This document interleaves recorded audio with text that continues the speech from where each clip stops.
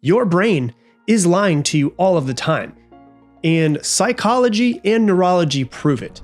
Every thought that you have is filtered, distorted, and shaped by your past experiences. So it's not objective reality that you're living in. It's a distortion through your perception. The problem is, you don't feel like it's a distortion. You think that it's true. You think that it's logical. You think that it's justified. But what if the anxiety that you feel, the insecurity that you replay, the assumptions that you make about other people are all just mental glitches that your brain has normalized? Well, that's what we're going to be talking about today, as I'm going to go into the cognitive distortions that may be running your life without you even knowing it. And so I'm going to go through the 6 most common cognitive distortions that exist. Now, we've all heard that perception is reality, right? The fact is, that's not true at all. Your perception is what you think is reality. Your perception is not absolute reality. In fact, your perception is usually not reality at all. Your brain filters and distorts everything that comes into your brain through your 5 senses. And then it filters everything through your conditioning after that. And the millions of experiences that you've had in your entire life, every single thing that comes in through your 5 senses is filtered through those conditionings of your entire childhood, your adolescence, your adulthood. And so, like I said, in psychology, these are called cognitive distortions, and they are actual, real distortions. Cognitive distortions are biased ways of thinking that reinforce your beliefs about yourself, about the world, about other people, and reinforce your most common emotions that you're used to feeling. And so understanding your cognitive distortions is probably, if not the most critical, one of the most critical steps in improving your life and improving your mental health and creating better self-awareness. You cannot improve your life if you don't improve your perception. And so when you look at cognitive distortions, they are irrational, biased thoughts that perpetuate negative thinking patterns in most cases. They're basically errors in your thinking that can distort your perception of reality. And they're automatic, they're unconscious, you don't even notice them, and they are deeply ingrained into who you are. And they usually happen without you even being aware of it. And they go unnoticed unless you pay more attention to them. And so what you have to do as I go through these 6 today is learn to question the validity of your thoughts, okay? So let me go through the 6 most common. And what I want you to do is I want you to start to self-identify and say, is that something that I do? Is that something that my spouse does, my wife does, my husband does, my brother, sister, mother, and start just thinking about yourself and the world around you, okay? And we will be right back. Hey, I want to interrupt today's episode to tell you about my sponsor. It is me, myself. If you didn't know, I obviously have some coaching programs outside of the podcast to help you learn and grow and become a better version of yourself. Step-by-step programs and processes to help you become better in your life and create the life that you want. If you want to learn more about it, you can go to coachwithrob.com. Once again, coachwithrob.com. Check it out. And let's get back to the episode. So the first one that's very common is something that's called all or nothing thinking. It's also known as black or white thinking. And this distortion involves seeing things in absolute terms. So it's either everything or it's nothing. So an example would be something like, if I'm not perfect, then I'm a total failure.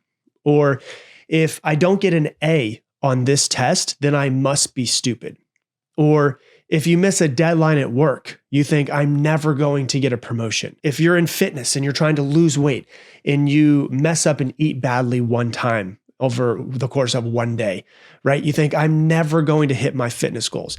And so it's like one little tiny thing and you distort everything and say, oh, well, because of this one event, my entire life is screwed up. Or because this one person cheated on me, everybody's going to cheat on me and I'll never find love. Right? So that is what's called all or nothing thinking.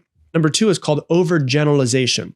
Now, it involves a broad conclusion based off of a single event. Now, just so you have an idea, this one is very, very similar to all or nothing thinking. So they kind of sound the same, but you'll notice the difference between the two of them, okay? So for instance, it would be, I failed this test, so I'm going to fail all of my tests. So it's like this thing happened. Now it's going to happen over the course of everything. I felt awkward at this party, so I'm always awkward in social situations. Or I failed this exam, so I'm going to fail all of my exams. And so that's the second one.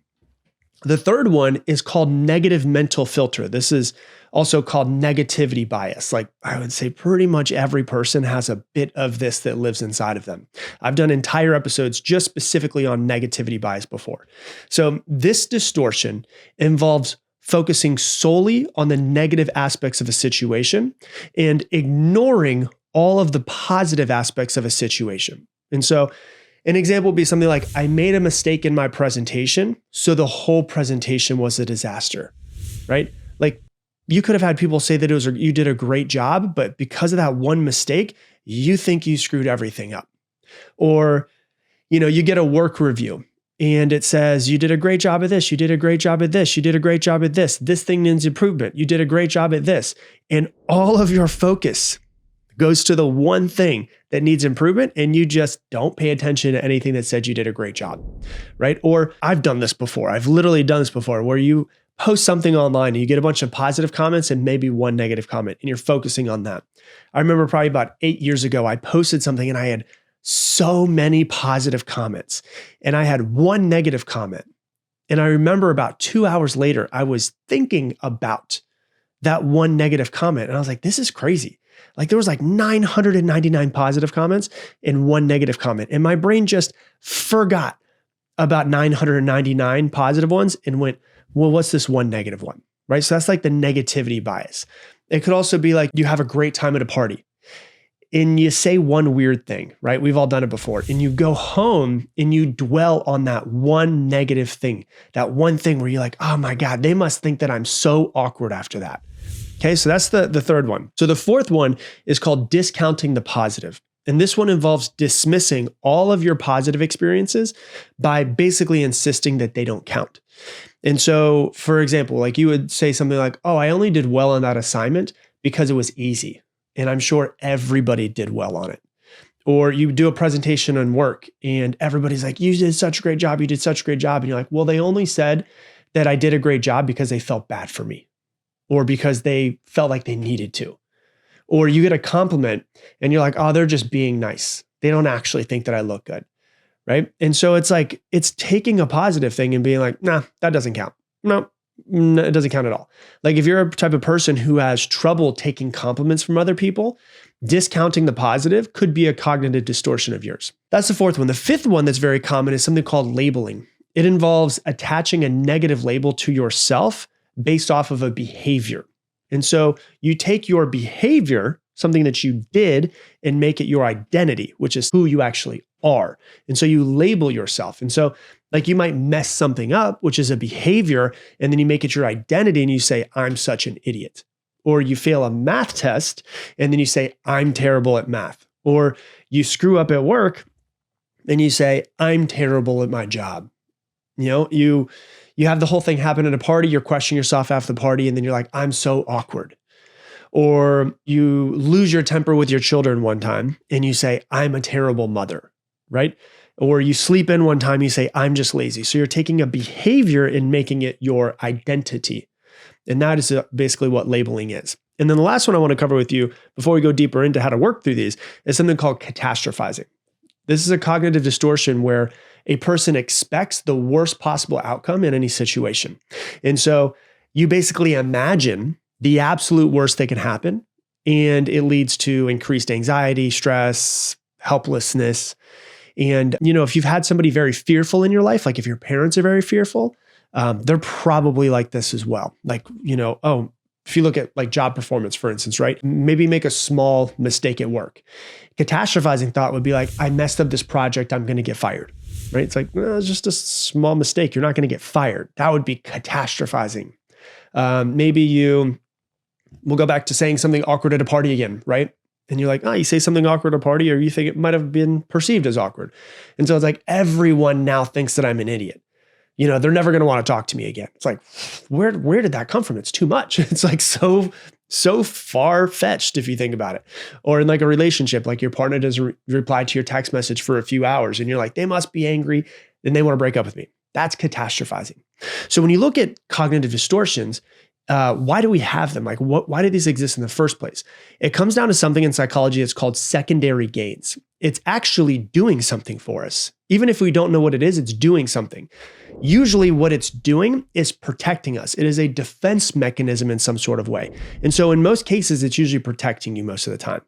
And so, most of the time what it's doing is it's keeping you inside of your comfort zone so that you feel safe. So the secondary gain is feeling safe. It makes us not get into another relationship because of, being cheated on in the past or being heartbroken. So it makes you not get into another relationship so that you don't get hurt again. So the secondary gain is not being hurt again. There's always some sort of secondary gain, which is what you have to understand. The problem with this, though, is that in the long run, it means that you're not going to have the life that you want.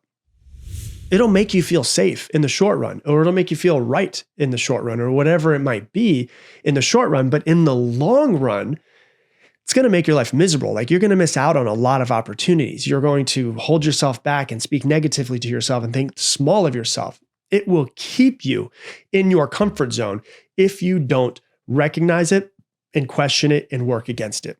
So, in the short run, it's a defense mechanism. In the long run, if you're not paying attention, these things become part of your identity and it can throw your entire life off course.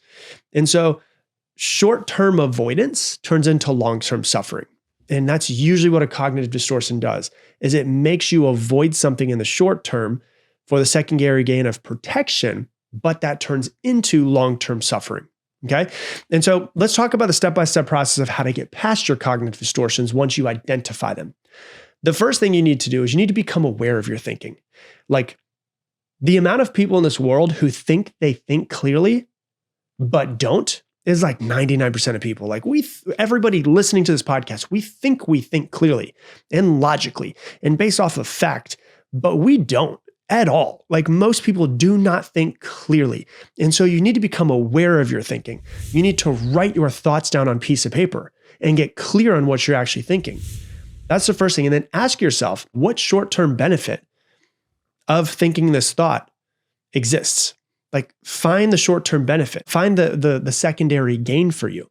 Is it defending you from something? Is it protecting you from something? Remember that short-term safety always turns into long-term suffering, right? So ask yourself, what are the long-term consequences of me believing this? And then the third thing that you want to do is, now that you have it on paper and you're starting to look at it clearly, challenge it, right? This is super important, is to start challenging your distorted thinking. Is ask yourself, like, is this absolutely true? Not like true to me, but is this written into the fabric of the universe? Is this objectively true? Like, would a friend say this? Like, would they agree with me 100% on this, or would they have a different perspective? Would they believe the same thing, or would they think something different? Right? You try to start challenging it so that you can change your perspective. If you can see a different perspective than the one that you've been stuck in, you can start to free yourself. And then what you want to do is to practice something that's called opposite thinking. Now that I've become clear of what I've been thinking, what's going on in my head, I want to ask myself this question. What's the exact opposite of what I'm thinking? Like, the exact opposite. And how would my life be different if I believe this instead? And you challenge those thoughts and you find the exact opposite. And you say something like, okay, well, if we go back to the one of like, they're just being nice, I screwed up the presentation completely. Okay, what if I actually crushed it and I did really good on this presentation? What becomes possible at that point in time? What if I really actually did do well in the presentation? So now I'm seeing like a completely different perspective than what I've been stuck in my entire life. I say it so much on the podcast, but I really don't think people understand it. You need to challenge your thoughts as often as you possibly can. If you want to free your mind, if you want to free yourself from your beliefs, from your conditionings, from your past, and rewire yourself, you need to rewire your thoughts by challenging them. And then what you do is, number 5, if a belief is not written in the fabric of the universe, if it's not objectively true, then what if I just started thinking something different? What if I just decided to believe something different? Because all too often, your beliefs come from someone else. Like, your beliefs, like 95% of your beliefs probably, are your parents' beliefs. So you're just getting other people's beliefs just built into you from childhood. Why don't you just decide what you want to believe from now on? What if you just decide who you want to be from now on? What if you replace the thought with the thought you prefer, which is the fifth step? Like I have a really good friend, a couple of really good friends actually, whose mothers are very, very fearful, definitely catastrophizers. And when you go up and you find about their mothers, it's like multiple generations of very, very fearful people. And then you look at my friends, a couple of them I'm thinking of, and they're very fearful people. And it's like, okay, well, if your grandmother catastrophizes and your mother catastrophizes, and now you're full of fear, you can live that way the rest of your life if you want to. That's fully your prerogative. If you want to just put yourself into misery by constantly being negative and fearful and scared of the world, do it. Go for it. See how it works for you. Or you can say, you know what? That's their thoughts. I'm going to replace the thought with the one that I would prefer. I don't want to think that the world is evil. I don't want to think that this happened. I want to think that. And you just become an adult. And part of becoming an adult, like actually not turning 18, but I mean like being an adult mentally, is deciding what you want to think and what you want to believe and actually starting to root that into who you are. Otherwise, you're just going to be copy and pasted from your mother and your father. Make sense? And so what you want to do is start to replace your thoughts that you don't want with the thoughts that you prefer. And if you do that, you'll start to notice your cognitive distortions more often. You'll get to work through them, and then you'll actually get to rewire yourself and become the person that you want to become, not the person that you have learned to be through other people and through the rest of society. Hey, thanks so much for watching this video. Based off of what you have been watching recently, YouTube thinks out of everything I've ever created that this is the best video for you. And if you want to make sure to never miss another video, click that button right there, subscribe, and I'll see you on the next video.